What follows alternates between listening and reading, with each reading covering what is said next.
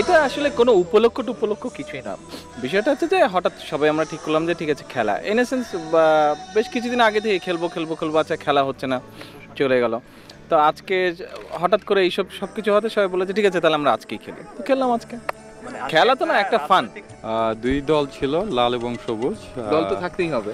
লাল দল বড় ভাই আর সবুজ দল ছোট ভাই। না, সবুজ রাজা। বড় ভাই, লাল ছোট।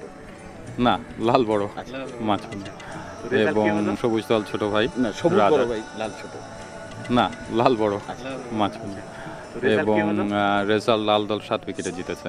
বড় ভাইয়ের দল। না, রে জিতে হারার কোনো বিষয় না, এটা জিতে হারার কোনো বিষয় না, খেলা।